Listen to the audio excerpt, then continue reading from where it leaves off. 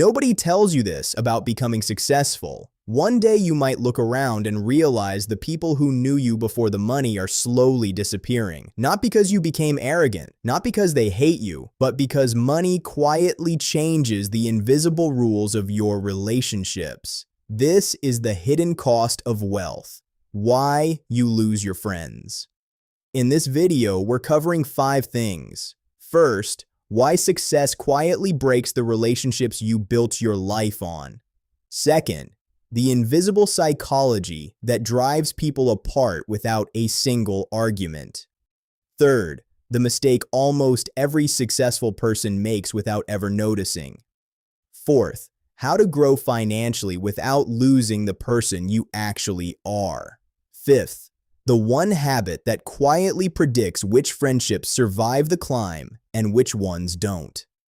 If you want to actually walk away with something you can use, stay with us until the end, because the way we get there is going to change how you see every part of this. Imagine yourself 5 years from now. Your salary is double. Your investments are growing. You can finally afford things you once only dreamed about. The apartment with the second bathroom. The flight you don't have to book 6 months early to afford. But then you notice something strange. The group chat is quieter. The invitations come less often. And when they do come, they arrive with a strange formality, like you're being handled instead of included. Nobody tells you why. Rewind to today. Same friend group, same tight budget, same Friday night splitting one pizza 4 ways because that was the whole entertainment budget. And nobody minded because nobody had more. That's level 1. Equal, easy, unspoken trust. You didn't have to think about what things cost because everyone was thinking about it together. Then your income changes. A promotion, a raise, a new job that pays double what the old one did. This looks like winning. It feels like winning for a while. But this was only the beginning of something you didn't see coming. Something that doesn't show up on any bank statement.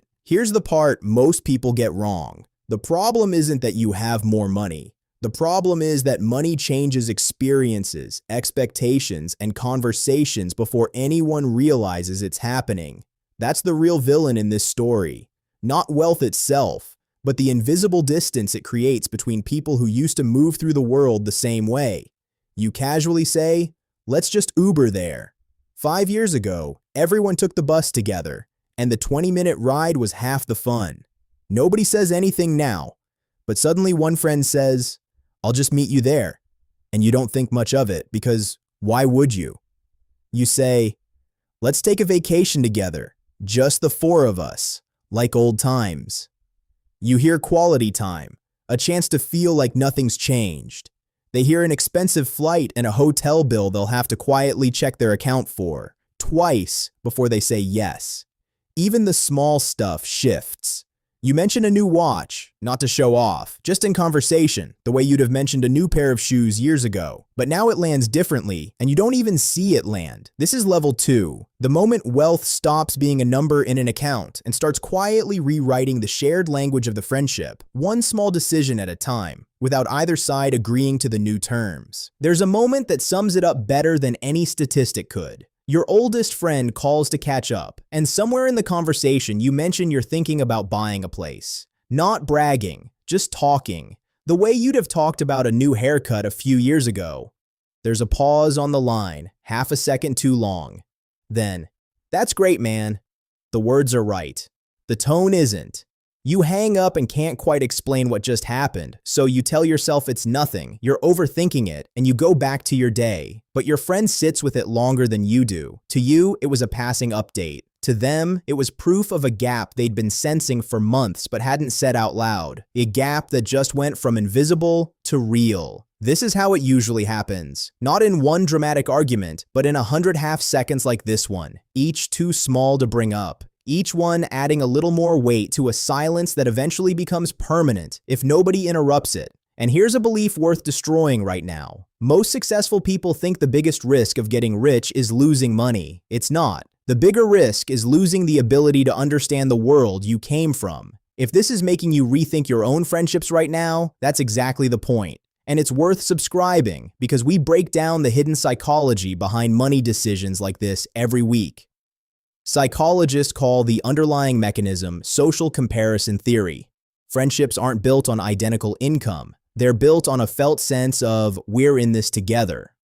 The moment that sense cracks, even slightly, the brain registers it as a threat to the relationship, even when nothing has technically gone wrong. You didn't brag, you didn't flaunt anything, but perception doesn't wait for intention. It just reacts quietly in the background. Long before anyone says a word out loud, one friend starts declining invites, always with a reasonable excuse: work, tired, next time. Another gets sharper in conversation, quicker to joke about you living the high life, a joke with real teeth hiding just under the surface.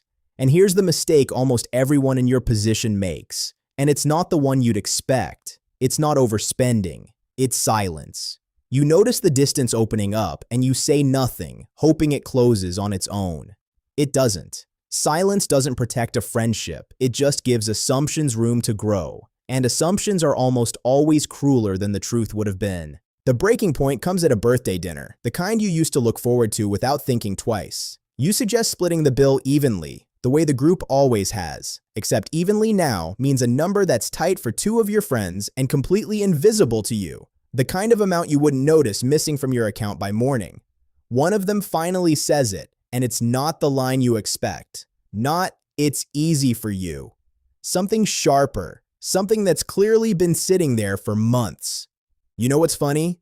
When we had nothing, we felt like we were in the same boat. Now it feels like you left the boat and don't even realize we're still on it. The table goes quiet. That's level 3. The tension you'd both been avoiding surfaces all at once, and there's no one hearing it. No going back to pretending it isn't there. Here's the question nobody likes answering. If becoming successful changes your life so much that your old friends no longer fit into it, did you actually lose them or did you outgrow each other? Maybe the honest answer is both, depending entirely on what you choose to do next. Sitting alone after that dinner, replaying the sentence, you realize you've changed, not your values, but your blind spots. Money didn't make you a worse person.